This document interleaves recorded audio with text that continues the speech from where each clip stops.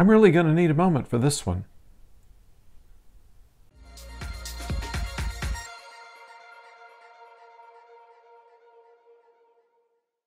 Hello out there, I'm the oldest nerd, and this may be the Doctor Who that we've all been waiting for.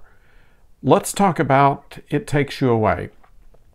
Written by Ed Heim, this has the most complex plot that we've seen so far in this series.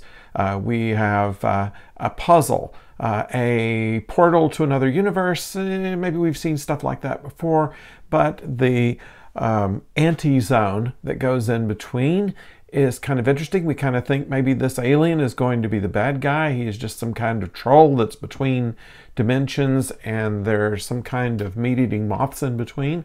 All of this kind of diverts you away from what's going on.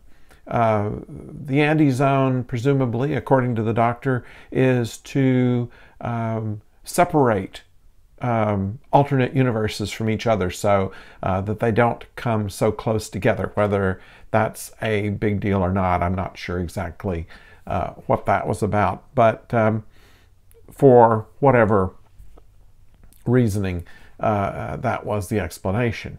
And so when they finally make it to the other side, and you think almost that the episode is going to be about just making it to the other side, they get there and find a very normal looking place, actually a little better looking than what they left.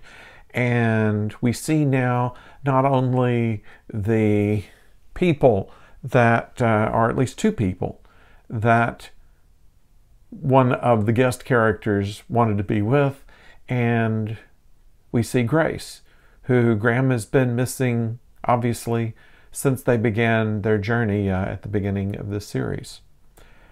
And for all intents and purposes, for a moment, we were diverted into thinking that maybe they were real. Maybe they died and went to this dimension, and we have found a way to get over in there.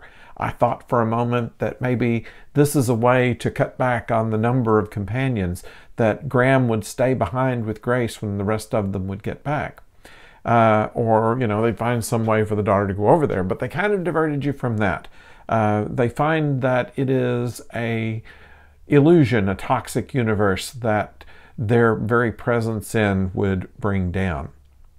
So we find out a couple of interesting things here. First of all, that the Doctor had 7 grandmothers, and her favorite used to tell her the story of the Solitrack, which was a legend of a creature which turns out to be an entire universe, an entire exiled conscious universe that has become a trap for the father of the girl and the Doctor and her friends.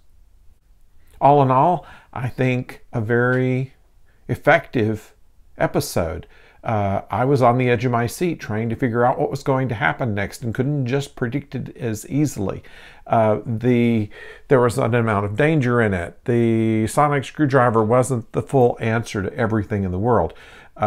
It was layered and intricate and interesting, and it allowed the Doctor to work through these things, although I have to give Graham credit for a couple of things that you would have expected from previous Doctors. For instance, having a sandwich in his pocket. This is something that you would think Tom Baker would have. He would stop somewhere and say, "Would you need a sandwich?" and pull one out of his pocket.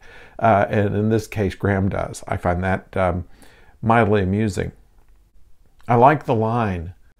One of the characters, perhaps it's Ryan, that says, "Is it safe?" And she says, "An interdimensional portal and a mirror in a Norwegian bedroom. Of course it's not safe." I thought that was kind of clever.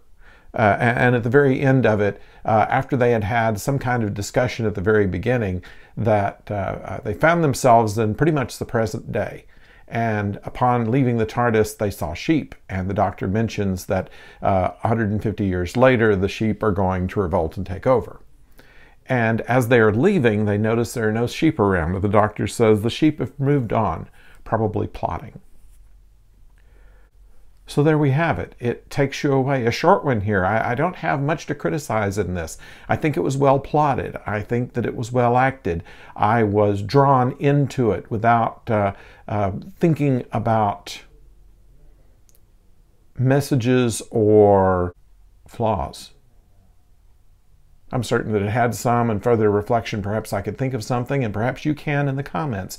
So I'd like to know what your impressions are. Please leave them in the comments. And once again, a great thanks to all the people who have subscribed to this channel. We are blowing past 1,200 subscriptions right now and moving up. We appreciate that, and we love hearing from you and reading your posts, and I respond to as many of them as I find that I have a place to say something. So thank you, and until next time, don't go far.